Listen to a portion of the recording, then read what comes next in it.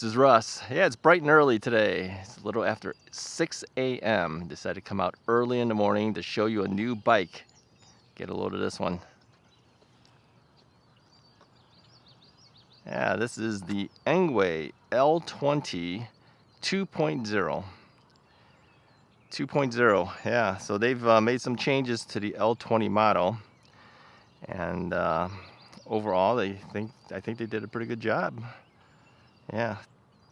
So the L20 2.0 step-through utility bike. Yeah, this is an interesting color. This is different than any of the other colors I've ever had before. This is a, what do they call this? This is called sea green. Sea green.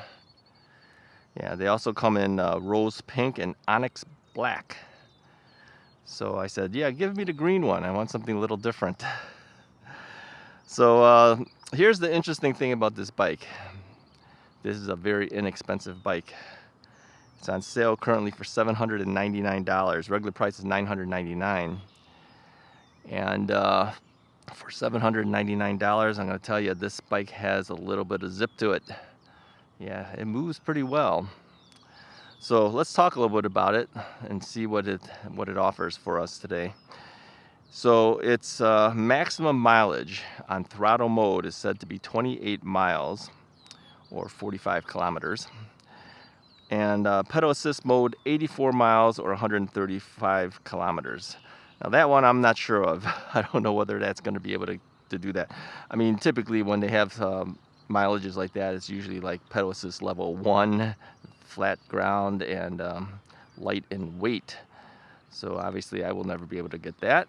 But 28 miles on throttle only mode. Well, if it can do that, that would be great. All right. So of course 60/61 aluminum. Tires are a little bit smaller. This is a 20 by 3 inch tire, which I kind of like. Yeah, makes it a little bit more nimble. You can move around a little bit easier, steer it a little bit easier. So yeah, but still enough to be able to get up on grass if you have to. It's got some knobby tires on here. Yeah, I just want to mention the reason I came out so early in the morning is because I wanted to beat the heat. And yeah, I said maybe it's time to get out early. So the motor is rated at 750 watts with a peak of 1,125 watts. So it's got a little bit of power there. And the torque is 75 Newton meters. So hopefully this will give us a little bit of ability to get over a hill. We'll check the hill test a little later. Interesting part is the battery, which is externally mounted in the back, is a 52 volt 13 amp hour lithium ion battery. Now the 52 volt should give us a little bit more ability than the standard 48 volt. So maybe this is the reason why we can feel it kick in a little bit faster for us when we need to.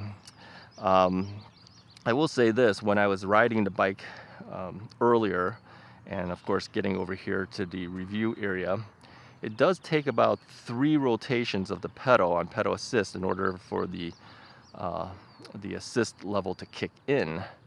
So it is a longer amount of pedal time before the motor starts. All right, so something to be aware of. Brakes are mechanical disc brakes. At this price point, I guess that's what's to be expected. There's no branding on the brakes themselves. And I will say that the brakes, being mechanical disc brakes, do take a little bit more effort in order for you to stop the bike. Let's take a look at the rotors here.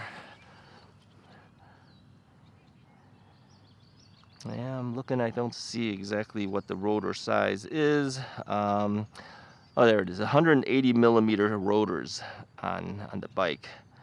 Okay, so at least there's 180 millimeter rotors on there, but again, mechanical disc brake. I noticed that the rear disc brake took a little bit of effort to stop the bike. Yeah, it doesn't stop instantaneously. So you definitely need to use both front and rear brake at the same time if you want to stop your bike.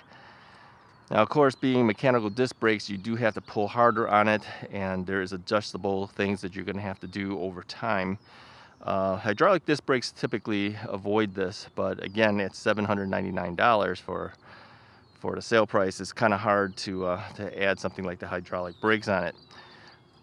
Shimano tourney for the derailleur. It's a 7-speed, and of course we have the typical SIS shifter up on top. Charging time is typically about 6.5 hours in order to charge fully. The display screen is a color display screen, and yes, I can see this with my polarized sunglasses on. All right, so I'm able to see it just well. The bike weighs 68.3 pounds, which is 31 kilograms. And they have a recommended rider height of 5.4 inches to 6.2 feet. That might very well be possible with this the seat post. The seat post actually goes quite high. I am not one to have a low seat post, as you know. I usually try to get full extension when I'm pedaling, and I have no problems with this. There is a front fork suspension right here, which is of course adjustable, and then there is a rear seat post suspension as well. Now it's a very small amount of travel on that seat post, but I do feel it. Yeah, so another thing too is the saddle is nice and cushy. Engwe has been doing really well on their saddles. This is the same saddle that I've seen on a couple of their bikes recently. There's an opening in the center there. But yeah, nice and cushy. I have no need to change the seat out at all. So I'm perfectly happy with the saddle. It does come with the rear rack. Okay, it does not come with the front rack, although I did see in some earlier videos from others that they used to include a front rack. I think the website also mentions no front rack, but there is ability to add a rack if you want to. Now this is a folding bike, and it does fold like everybody else's bike, all right? There's a folding point up here on the handlebar stem right there, okay? And there's a folding point right here, so the bike will fold in half. I'll show that on a separate video in order for you to actually see how it folds. I don't have the tripod with me right now, but I will do it and insert it into the video.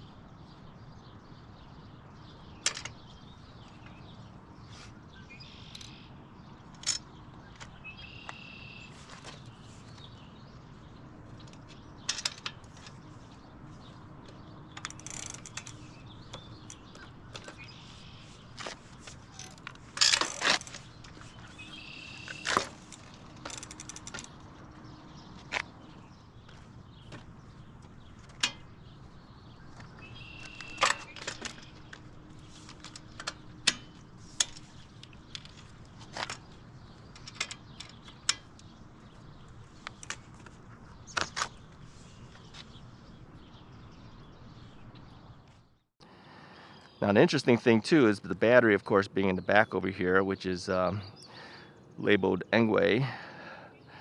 It does have the ability to flip the seat up.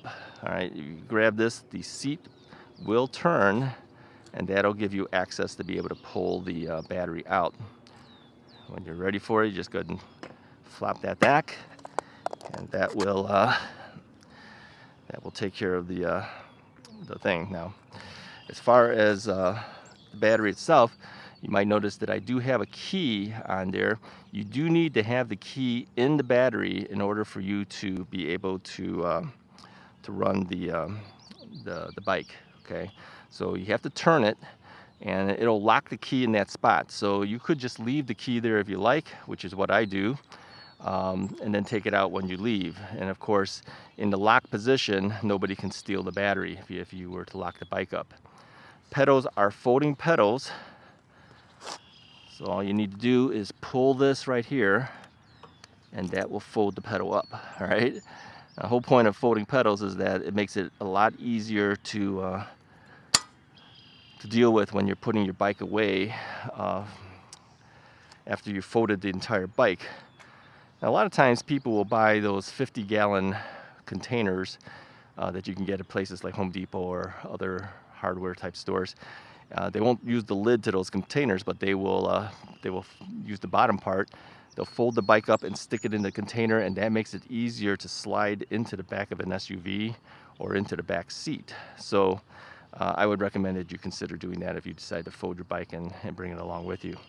The whole point of folding bikes, of course, makes it easier to move around. Many of the other e-bikes out there, they're so big that a standard bike rack will not work. You will need like a 2-inch hitch and then a special rack specifically for e-bikes. So cable management, of course, on these folding bikes is one long cable right here, which is typical of folding bikes. It's perfectly fine. They wrap everything so it's all one big piece. It's not in lots of different cables all over the place. A couple things that I added is I added a side view mirror, as I typically do.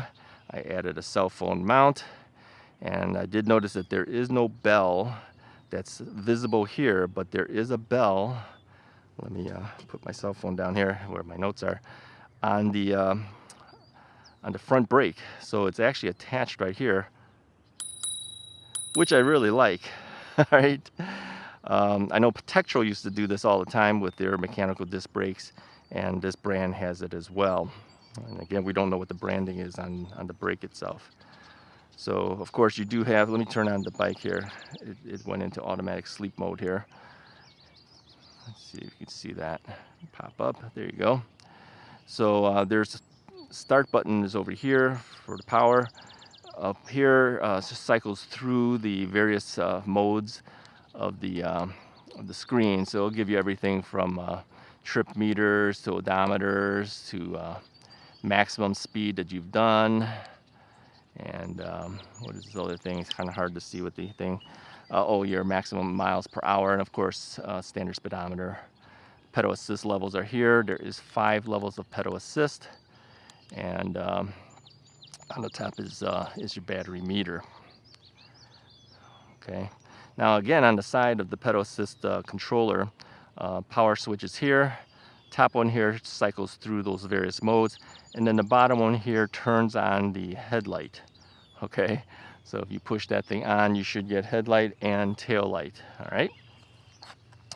Headlight is a small little light over here. I don't know if you can tell if it's on or not. And of course, rear tail light back here. You hit the brakes, that light will turn on a little brighter. So it's all integrated. All right, well, let's take the bike out, see how it performs. Now overall, just riding through here, like I said, it's a peppy bike. It does move, but it does take about 3 rotations before it actually does that. All right, let's give it a try. Let's see what it does.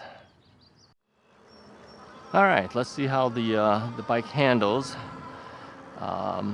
Just on the ride coming here, I did find the bike does have a lot of ability to move. Yeah, there's a duck right here, so we're gonna have to slow down a little bit going over the bridge. Yeah, you might notice too, oh, there goes a rabbit. Wildlife is out early in the morning. That I have the speedometer on my phone on, one of the apps on here. On the way riding over here, there was a radar thing set up for people to know how fast their car is moving, and I noted that the speedometer that's on the display screen of the bike was off by about maybe 1.5 miles per hour. So it showed that it was going faster on the bike than it actually was on the radar. So I decided to turn on the phone's GPS speedometer just to check it, and yeah, sure enough, it's about 1.5 miles per hour slower than it actually says on the display screen. So as we go to the hill test, whatever the display screen says, I'm going to subtract about 1.5 miles per hour off of it to give us the true reading. But we'll read whatever it says on the screen, and then we'll just subtract 1.5 off of it for the actual speed.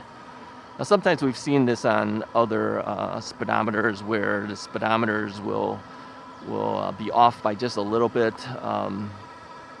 It could be from tire sizes and the like, or it could be just their particular speedometers just a little bit miscalibrated or something like that.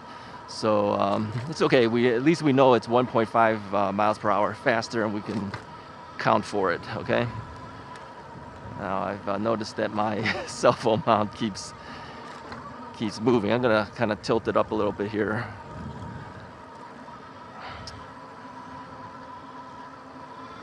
Now here's the thing. This bike will have a pedal assist of 28 miles per hour. Okay, but the throttle will only go to 20 miles per hour. We've seen this before in the other Engwe bikes and some of the other bikes from other brands too. So this seems to be a trend, and I think they try to stay within the law a little bit that way. I also added my typical thumb throttle, 3D printed thumb throttle to the half twist throttle that comes on the bike. I put that on all of my half twist throttle bikes. I just prefer having that. Wow, there's a lot of geese here. How are we gonna get through this?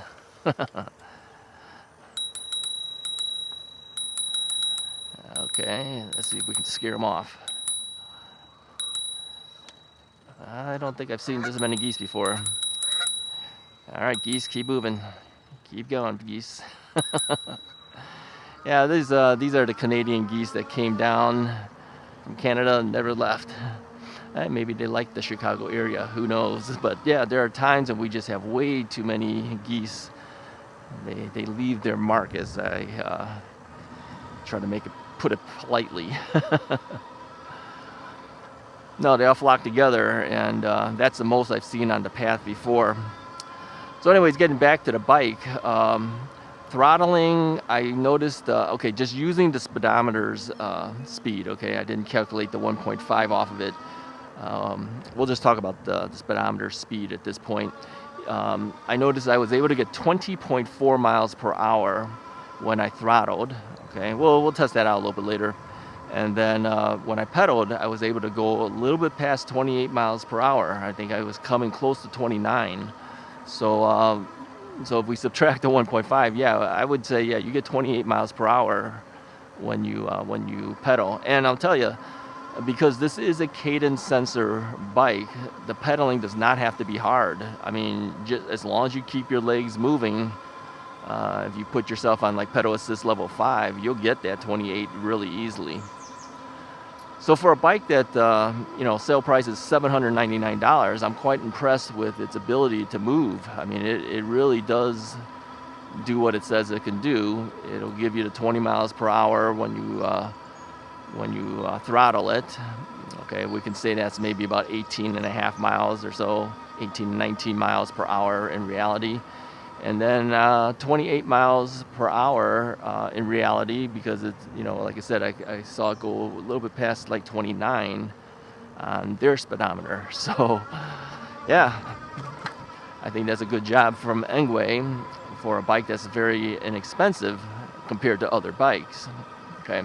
All right, so now we're going to approach the hill test, and for those who are new, typically what we do is we will stop at the end of this bridge that's coming up, and then we will simply throttle this. I'm going to put it on pedal assist level 5, even though it doesn't really matter, because the throttle will give you full power no matter what the pedal assist number is set for, unless it's at 0. Then of course there's no throttle. So we'll stop here. All right, and I'm gonna watch the speedometer on both sides and see where it actually goes.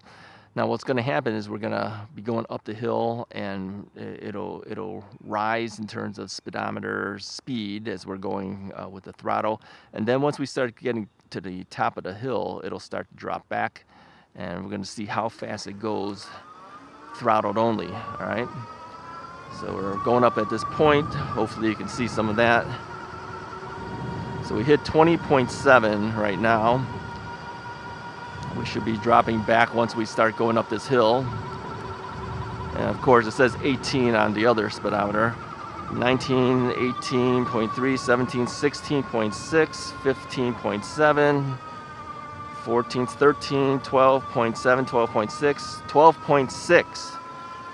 So 12.6, if we subtract off 1.5 miles of actual speed, what does that bring us? 11.1 miles per hour going over the hill. Again, that's not too bad. I typically say as long as we can get 11 miles per hour over the hill, it's pretty good.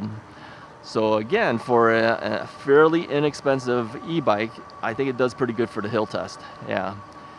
75 Newton meters of torque. I didn't expect it to be the fastest bike going over the hill.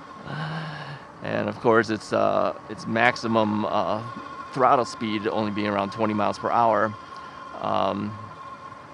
Yeah, that's not bad. Yeah, not the best. I've seen for those who haven't been with the channel before, the fastest bikes have gone over the hill at about 15.4 or something like that miles per hour. But those again have a lot of torque, bigger motors, a lot more expensive bikes. But yeah, not bad. Yeah, good job. Anyway, not bad. Overall, my overall impression of the bike, let's go ahead and pedal a little bit here. I'm going to drop this down to pedal assist level 3. I don't want to go too fast on this bike trail here.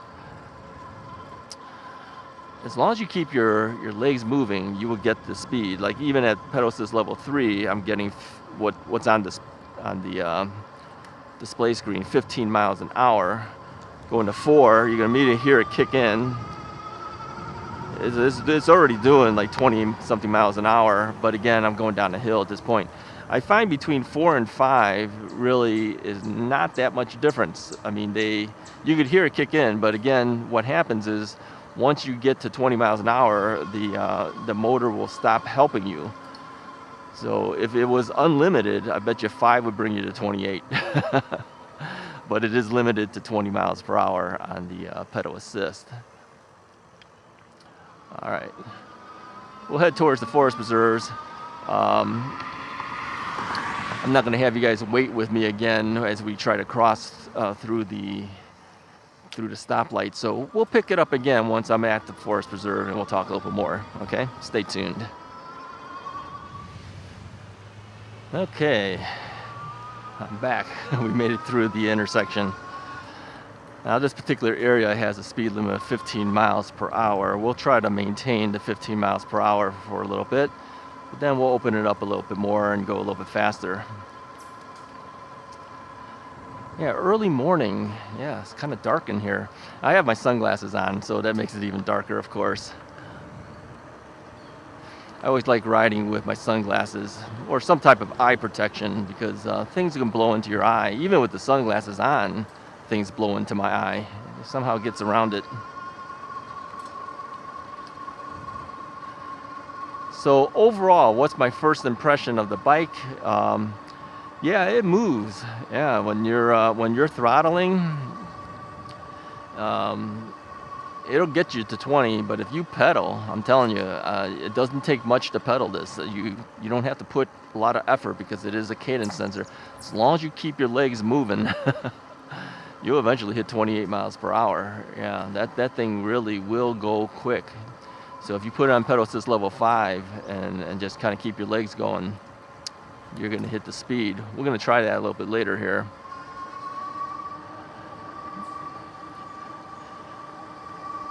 Now people have said to me before, so it seems like all you ever do is review expensive bikes. Well, here you go. $799 is a pretty good price. I would have to say this, based on everything we've tried so far, this bike offers a lot of performance for the money. Yeah, it's a thinner looking bike. Let's go ahead and let's go pedal assist level 5, and I'm just gonna keep my legs moving. I'm not going too fast. Let me angle down here. You can see I'm just moving my legs like this. I mean, I'm not really pushing hard, and you can see we're moving pretty quick. I already hit 20 miles an hour. Going down the hill now, of course, so we'll just kind of coast a little bit here.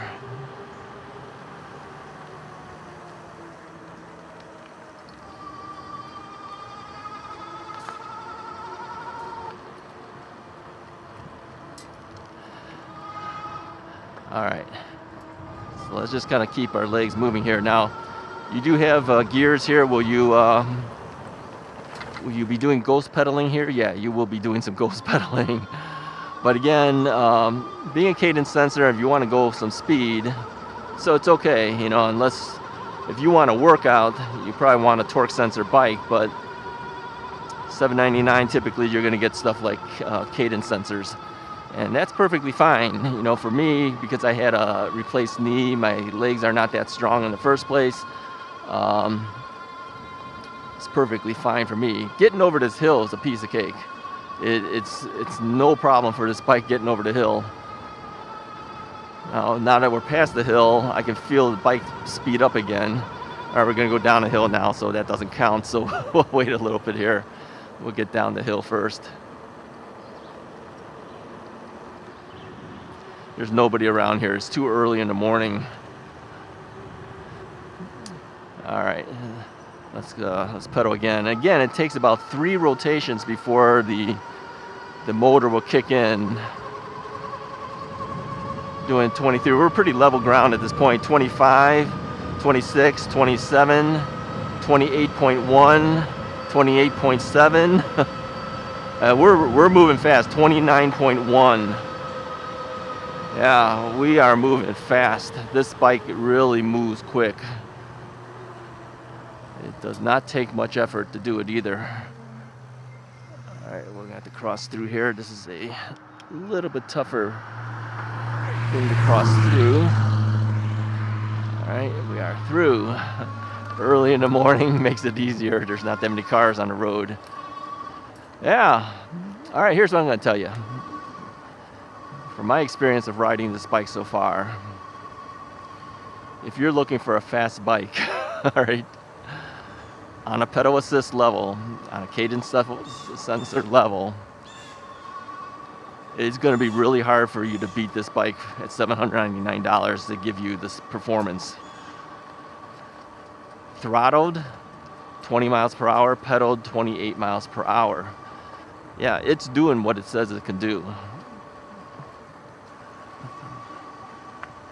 Morning. Yeah, I like it. It's a good value bike. So, you know, I've had friends ask me before, Rusty, is there any bikes we can consider that you know, under $1,000? Here you go. I would highly recommend this bike. Yeah. Performance-wise, it does everything it says it does. I don't think there's anything to want other than maybe a little bit better brakes would have been nice, but again, at $799, I can't see them being able to do it for that price and still offer hydraulic brakes. Hey, you could always change out the brakes if you wanted to, but that, of course, would add to the cost of the bike if you did that. But if you need a bike that you can take along with you, and you don't want to invest in buying an expensive bike rack and then getting a 2-inch hitch attached to your car, well, a folding bike is really kind of hard to beat. Yeah, I've used folding bikes in the past just to get around. My wife and I do that all the time. And it is a little heavy. I would not suggest you put it on a standard bike rack. Okay, it's like 68 point something pounds. So it's just as heavy as any of the other bikes. But you could fold it up, and in some SUVs you put it in that hold on a second here. Thank you. You put it in that 50-gallon container, Makes it slide in a lot easier in the back of the SUV, and even in the rear seat. We put it in the rear seat of our Honda CR-V. Slides right in. Yeah, it's not a problem for these types of bikes.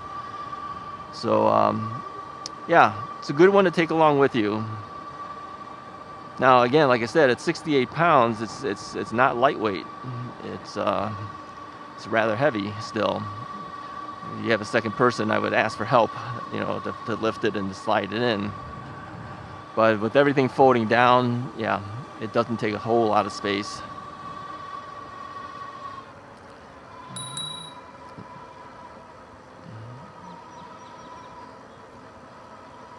Thank you. So what's the final verdict? Yeah, I would highly suggest it. It's a good bike for the price. It performs very well. It moves very quick. I think that, like I said, the only two things that I would have to say are slight negatives would be the brakes are not the greatest brakes. It will stop, but you do have to pull rather hard. Being a mechanical disc brake, you may need to make adjustments every now and then, you know, to the cable, brake pad positioning, that kind of thing, which is typical of mechanical disc brakes. Speedometer is about 1.5 miles per hour fast on this bike, so just kind of keep that in mind. And it does take about 3 rotations to get the pedal assist to kick in. As long as you know those things, yeah, you can adapt accordingly. Anyways, that's my review of the Engwe L20 2.0. Oh, what was the change? The change was the battery. Okay, the battery went from 48 volts to a 52 volt battery, and I think there's a couple other changes too. I'll put it on a graphic. I had asked Engwe because I didn't have the 1.0 version, but I'll put it on the graphic as the changes to what they did to the bike to upgrade to a 2.0. But from what I can tell, all of those who have reviewed the bike have stated that they were really impressed with the bike, and I would agree with pretty much everybody that the bike does perform very well, especially for the $799 price of the sale price. So if you're looking for an inexpensive bike, relatively speaking, $799 on sale, yeah, I would get the L20. Yeah, it's a good performing bike. Looks great in green. I love the green color on this bike. Anyways, if you like this video, go ahead and hit the like button. Hit the subscribe button if you haven't already done so. Talk to you guys next time.